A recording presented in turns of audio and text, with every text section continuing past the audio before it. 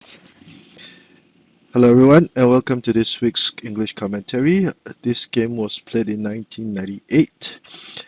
Red was Master Huang Yong, representing Shenzhen. He was originally from Hebei province.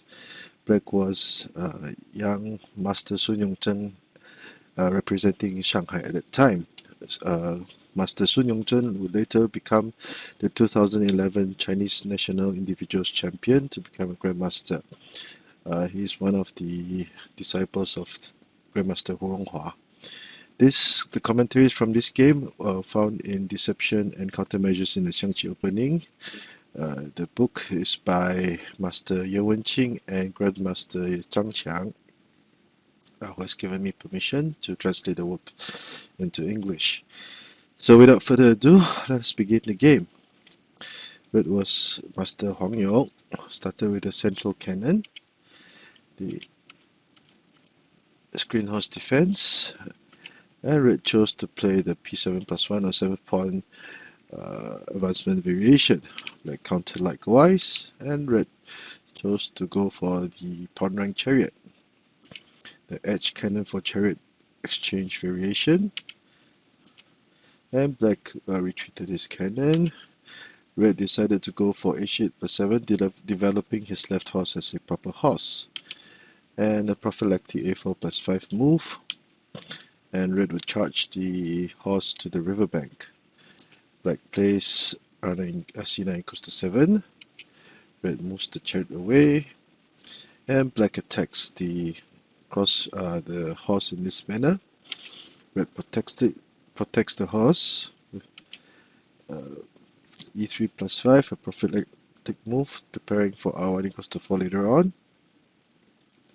And so far the moves are considered to be the tabia for this very commonly seen and complicated opening system. So far so good, but for the 11th try, Red went for an unusual move of c8 equals to 9 to attack the chariot. Now this is a very questionable and interesting move, because the chariot was about to move away. Usually Red would play c5 equals to 6. This would be the tabia to prevent r1 equals to 4, and p3 plus 1 to develop the horse. If the pawn captured it, Black would gain material, but Red will counter sacrifice, forcing the chariot back. A trade of pawns, sacrificing a horse, charging the pawn across the river. This would be a pseudo sacrifice.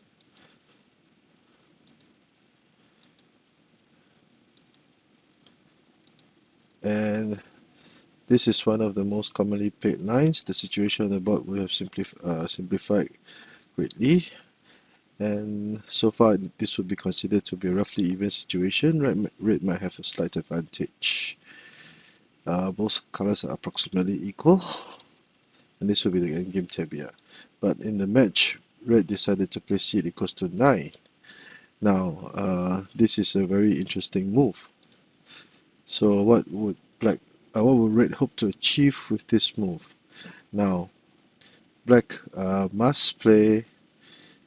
must counter correctly. There were 3 variations in the match. Black countered correctly with r1 equals to 3.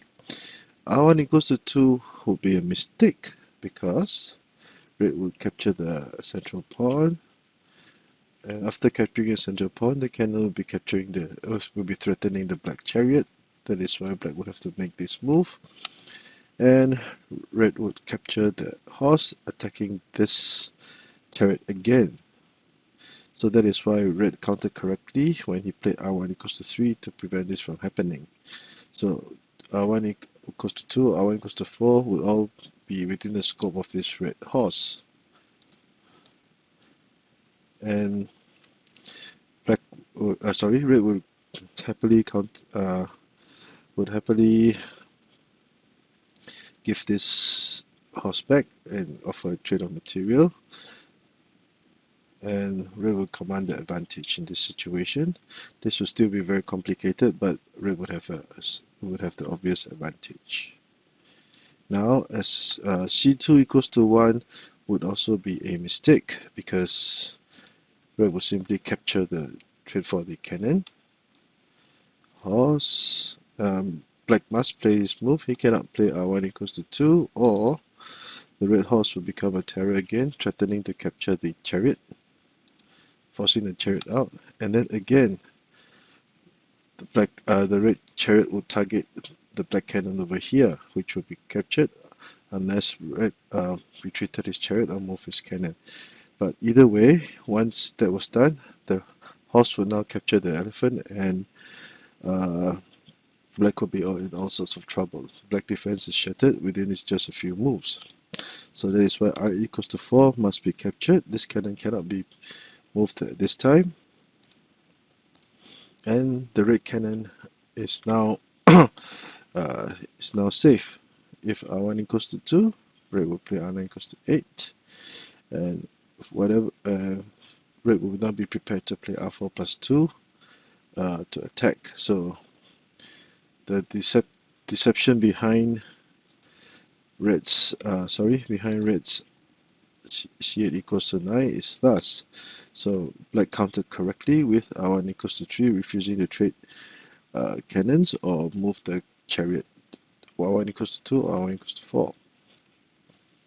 If r1 equals to 4, red would simply play c5 equals to 6, and black again would lose tempo. So since this plan did not work out, red tried to go for another plan with r9 equals to 8, forcing the cannon to retreat to link so that red will not have the chance to place r4 plus 2. And red was forced to capture the central pawn, whereby now the cannon will be attacking. This will be a discovered attack, whereby the cannon will now be attacking the chariot. Now, since red's initial plan did not work out after a second attempt, but black countered very brilliantly with r8 plus 3, choosing to block the elephant, and thus signaling that he was prepared to storm this flank. r8 plus 3 at this point in time would not be a good idea, because red would play r7 plus 9. Now this is a commonly used tactical combination, whereby the elephant is moved to dislodge the enemy chariot, and once it is dislodged, red will move the cannon to the riverbank at the elephant original place to attack and to form a pin. Trade of material.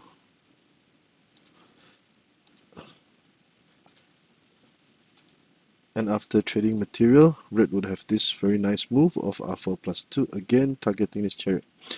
If the cannon captured the chariot, this would be an immediate checkmate. So once the link between the cannons is broken, black would be bound to lose material. Now if r3 plus 1, black could play e3 plus 5, whereby the cannon will be protecting the elephant. If r3 plus 1, again the cannon will retreat, etc, etc. But no matter the outcome, black would lose material and probably the game. So that is why r8 equals to 3 cannot be played, should not be played. Instead, black countered very nicely with r8 plus 3.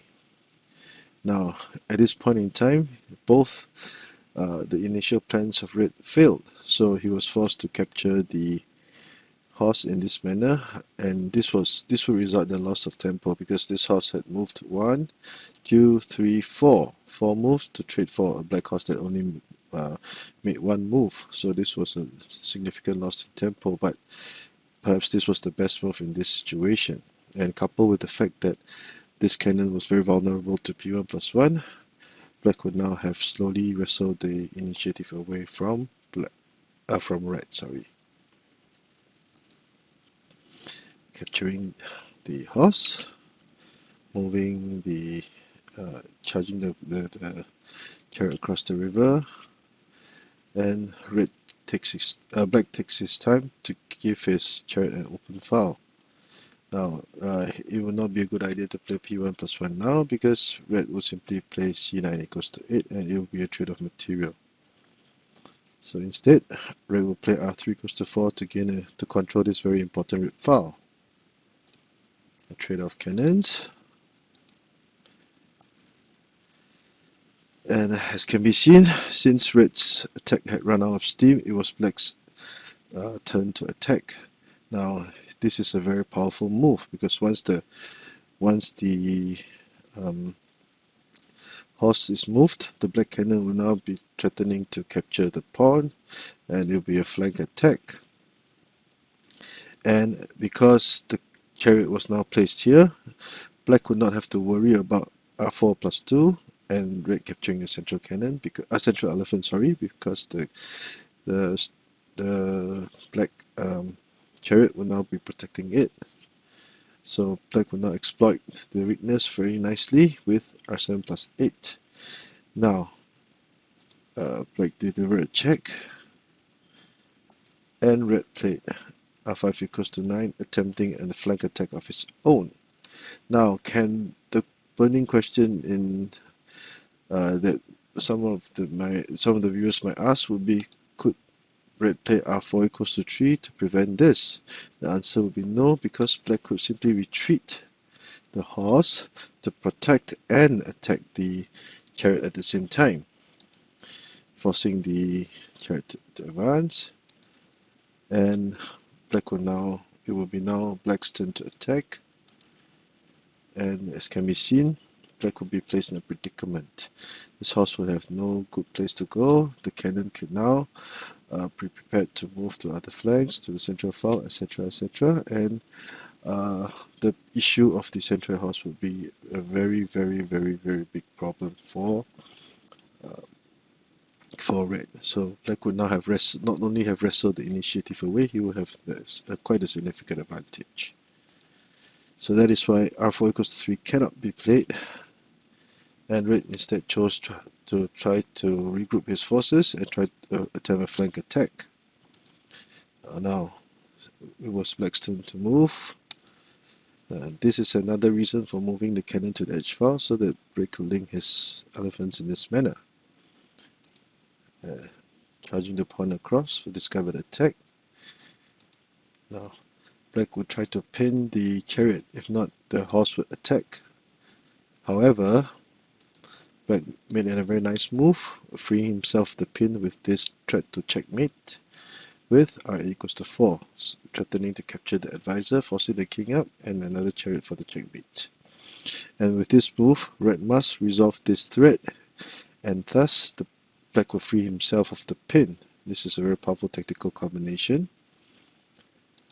And once the advisor was moved, black could simply charge his horse across the river, preparing to attack the elephant, as this chariot had blocked the elephants. And now red would be in all sorts of trouble. So if now the elephant cannot capture the pawn, or red will lose his horse. So basically, red would now have crossed three pieces across the river, and red would be in all sorts of trouble. Okay. I ran this position through my computer and found that instead of h3 minus 4, which was played in the game, this game was a little bit dubious. Red could have considered c9 plus 4 to attempt to fight fire with fire and attempt a counter-attack.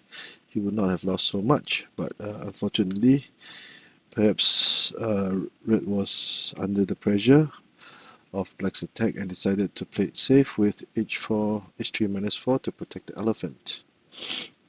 But this would give black a chance to attack with c7 equals to 1.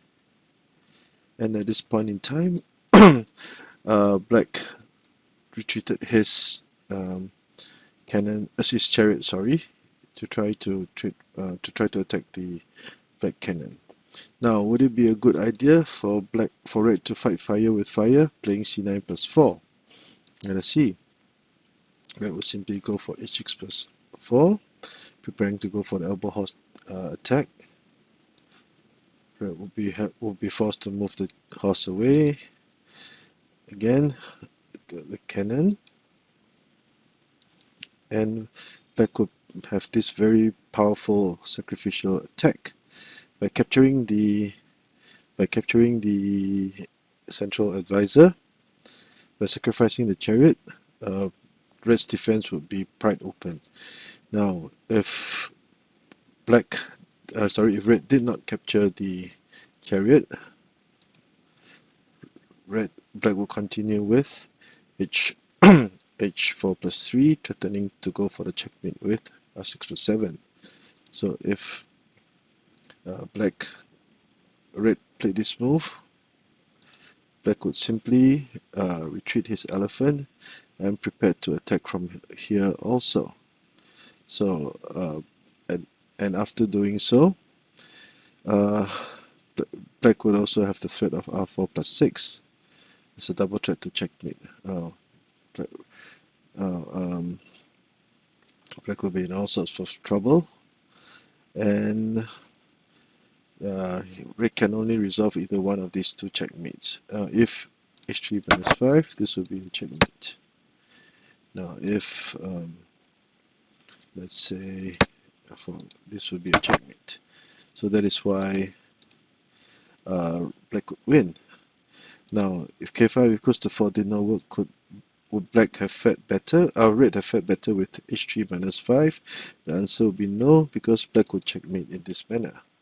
Elbow horse check, forcing the king out, and now the chariot will do damage with r4 plus 7, and followed by a smarter checkmate. So once that is why red cannot be hasty and play c9 plus 4.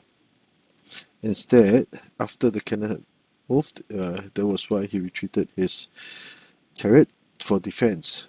But it would be too late, as black would grow from strength to strength with this move, offering a trade of chariots.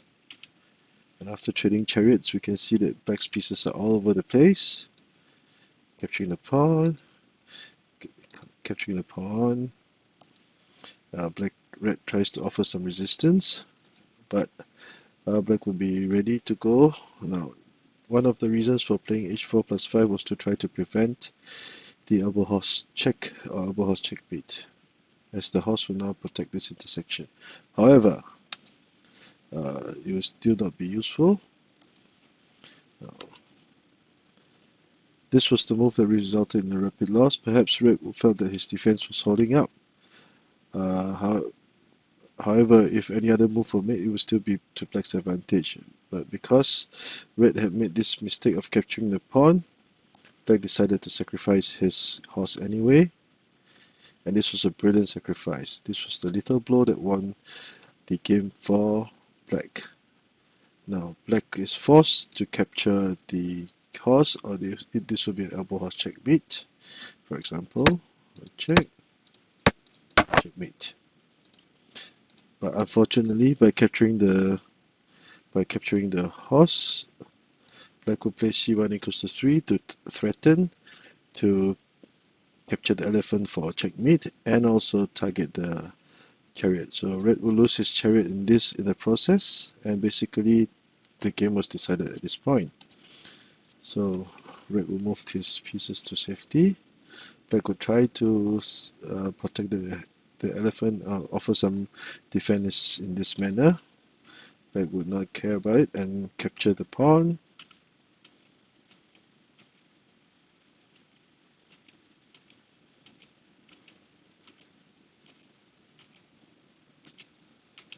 Check. And by advancing the cannon, red cannot play h6 plus 5 to fortify his central file and to prevent the iron board checkmate. Now, black could simply play k5 equals to 6 for the iron board checkmate. So victory to black, and red resigned at this point. So a short recap of this match. For the first 10 plies for both colors, this will follow the opening tabia.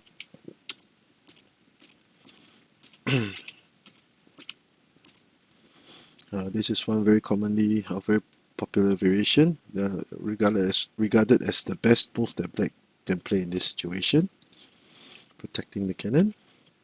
And at this point in time, red tries some mischief, which backfired on him later on. This was c equals to 9, and black countered correctly. Survived the first blow. Black continued to defend. Red was forced to capture the central pawn, threatening the black chariot. And black attacked very beautifully by blocking the elephant at this point. And because the horse had lost tempo by trading for black's horse, it was now black's turn to attack. Trading cannons.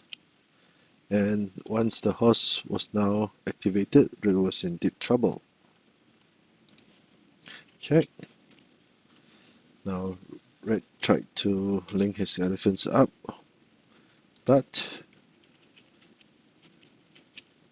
a threat to checkmate by black will free himself the pin and allow the horse to charge forward, protecting the elephant, capturing the pawn, offering a trade of material. Now if red did not accept, the black cannon would capture the central pawn, and this would be an immediate checkmate threat.